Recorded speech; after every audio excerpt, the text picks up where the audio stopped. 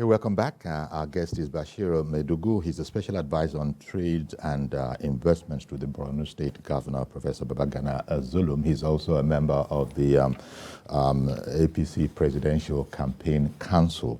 Now, Mr. Maidugu, to come to your area, I'm talking about trade and investments. As you know, following the announcement of the victory of Asiwaju Bola Ahmed Tinubu, there were movements, positive movements in the stock market, maybe money market, that kind of a thing. In short, the business community felt reassured, so much so that whatever it is that such people would do that would depress the market, it looks like it was the very opposite that was done. And so we had positive movements on the market. So trade and investments, is that something you'd like to talk about? You think there's a new dawn? Of course, there is a new dawn for Nigeria generally, but in that area, trade and investments, do you see a new dawn? I'm very happy to about the positive movement of the Nigerian Stock Exchange upon the announcement of Asiwaju Bola Ahmed Tinubu as the president-elect. It is a testimony to the fact that businessmen are happy. This is because, Asiwaju believes that the private sector shall be the driving force of an economy. Collaboration with the private sector is the bedrock of faster economic growth. Because we are in a system, a capitalist system, we have so much money in the private sector that are not being properly or judiciously used or put to proper use. Like, for example, in infrastructure, which is the sine qua non for economic development, infrastructure like airports, forts, roads, and so on, dams, and power infrastructure and so on, shall be developed fast so that we can have a fast economic development. And to do that, we need to actually adjust our laws, make it possible for the private sector to come and partner with government in a public-private partnership arrangement to develop those sectors. And Asiwaju Bola Ahmed Tinubu was the first governor to embrace the concept of public-private partnerships. Look at Eco Atlantic. Look at the development Lekki Phase 2, 3, and 4. All these, the master plan that embraced public-private partnership as the bedrock of Lagos State economic development was conceived by this man. And as we speak, Lagos has the highest number of PPP projects in Nigeria. The Lekki toll road is a PPP project. There are so many other things. All these institutions that he established, for example, there is an office specifically, the Public-Private Partnership Agency, that is taking charge of issues relating to collaboration with the public sector in infrastructure development in Lagos State. And not only in roads and ports and so on, also in social infrastructure, such as education, health, to collaborate with the private sector to set up clinics across rural and urban areas, making it easy for them, giving them incentives to set up clinics, in urban and rural areas, as well as schools. Spread private sector schools across rural and urban areas, thereby taking off pressure from the public resources, taking off pressure from public money, so that the government can provide quality education. I beg your pardon. As you are speaking, there are pictures. Okay, I was just going to explain the pictures, but there are pictures relating to the times you were speaking about, going back all the way back to when he was governor in Lagos. There's a much younger, Bola Exactly. Tinubu, Exactly. Exactly. So this is what I'm talking about. We are envisaging, and we're hoping, and we know by the grace of God that we have a positive person in a position to put in place positive programs for the private sector. I must interrupt you now. For the development of the Nigerian economy. I'm so sorry to interrupt, but I must apologize to Emmanuel, who has been waiting in Benin, Edo State, to come on the program. Mr. Emmanuel, I'm so sorry. Good morning to you. Okay, good morning, sir. Please go ahead now. Thank you. Okay, you mean I should go ahead? Yes, please. Please go ahead. Okay. First of all, I want to say congratulations to... good morning, sir. I want to say congratulations to Asiwaju.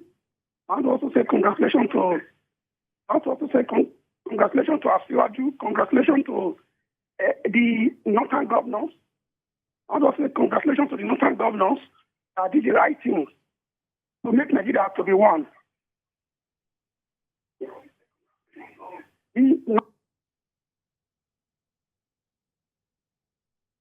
Okay.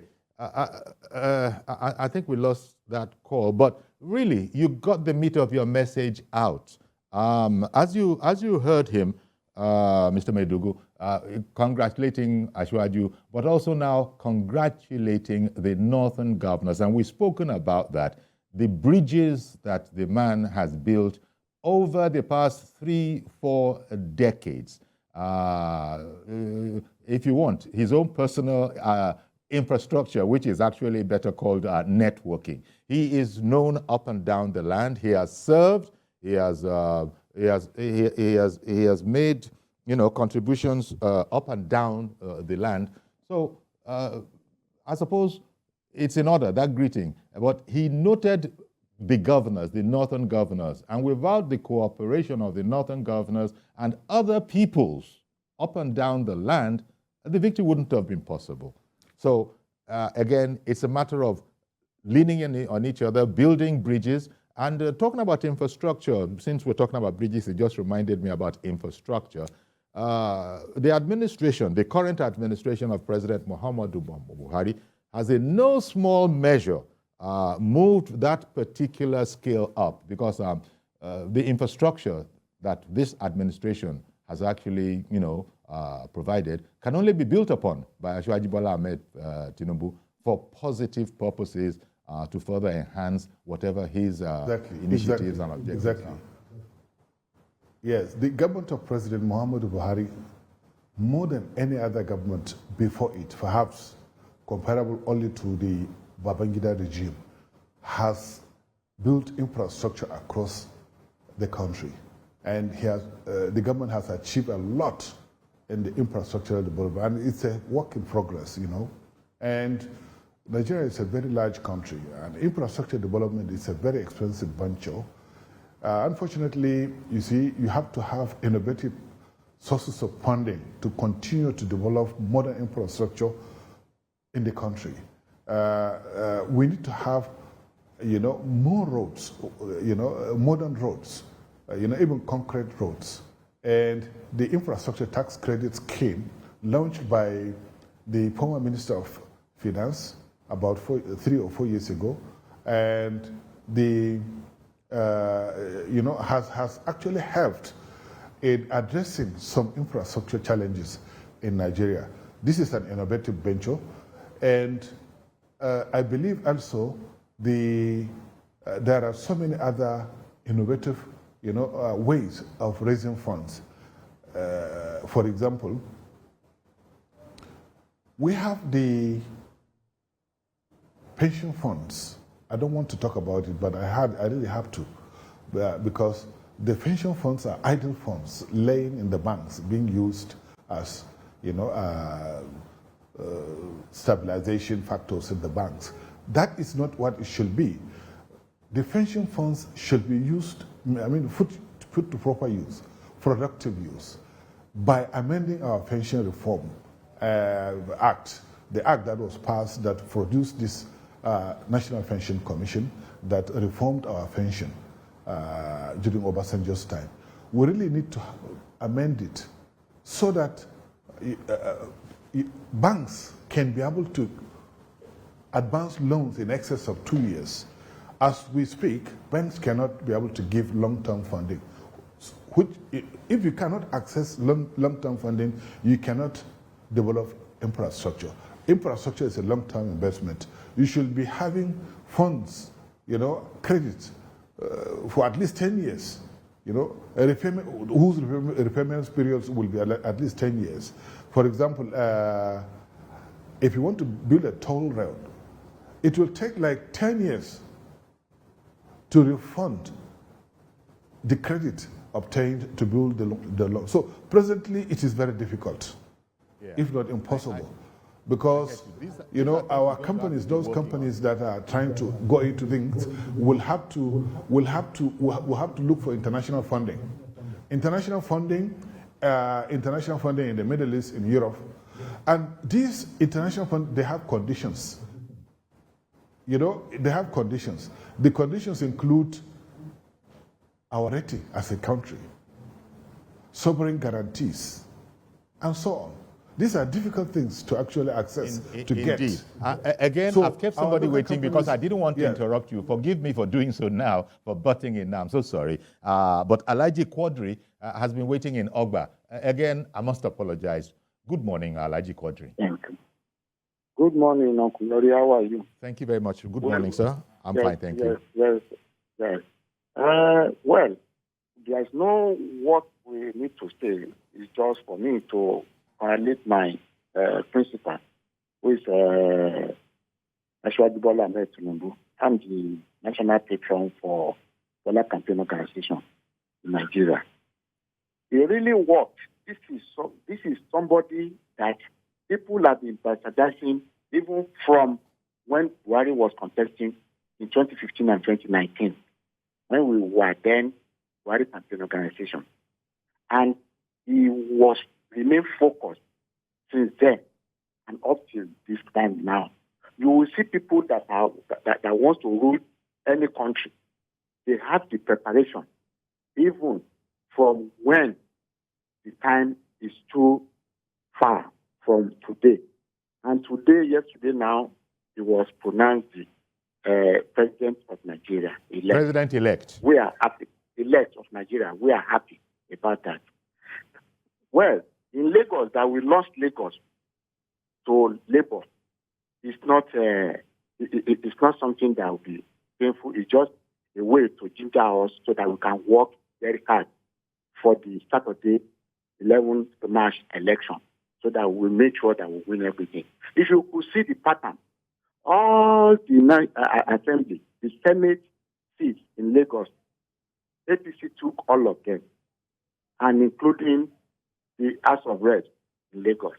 But the thing is, what youth were voting for is just like Trump did in America, the last election of Trump. What they voted for was the jingle that Obi was dangling around, and he was able to manipulate them to today. But what people are thinking that Igbo, it was because an Igbo man was on the ballot paper as president in Nigeria, and they all went for him, which was the tribalistic type of voting, which did not happen to our principal or to others. Because if you see the pattern of voting in the East, Obi got all the voting in the East, beating the two other parties or three other parties to it. APC, PDP, and the NNPP. But in other areas, he won in other areas because the Igbos there were concentrating, and the youth were concentrating on the person on the ballot. You could see it's not that Labour is so strong. Labour has been around for years. At least Labour has been around for about 15, 20 years. It's not a new thing. And the people that were gathering before Obi left PDP during their primaries, that he could not win the presidential ticket from PDP, he left there for Labour. The people that were gathering then, Patutomi, Professor Patutomi, Kwesele, and the others were the ones gathering. They be talking about third force, but they couldn't get it until he went there, and he went there personally. So me, I think it's not that Labour is strong, so they should not get well in their head. Okay. Thank you very much, Alhaji Quadri, for calling in. Yeah, thank you for your analysis. But you know, Asiwaju has this attitude. I'm sure I'm not telling you anything new. About being very accommodating. There are people from all over the country in Lagos, and I don't think nobody wants to change that in Lagos. Whatever the situation was, it can be worked at. Asiwaju himself has put out a statement on this, that the fact that he narrowly lost should not be the cause for any violence. Not that you have suggested any violence, but certainly AP is going to be, you know, going back to the drawing board to see whatever it is that they need to do, just as the other party will also now be looking at things, and everybody will be sort of sharpening up their act. No doubt there are those who are saying that it will be different at that time, but that remains to be seen. But the important thing is that Asiwaju put out a statement. We've been speaking here about, I think it was Mr. George, who called in earlier that, look, things like tribe, things like religion, they can just go down there. They don't, yes, they exist, but they can just go down low on the scheme of things, as we say. I'm sure, again, coming to you, Mr. Maidugu, yes. Would you see differently? Honestly, or is Mr. Polarin, yes. Yeah, I will just comment a little. Mr. Polarin, I believe the issue of religion, especially the issue of religion, will weather away with time. When we have development, we have prosperity, we have education, the issue of religion, no pastor or imam will influence your decision to vote a particular candidate. Okay? The issue of religion will soon weather away. It will just weather on itself. Because they will be preaching, people will not be listening. Already this is happening. Already this is happening. By the grace of God, with Asiwaju Bola Ahmed Tinubu's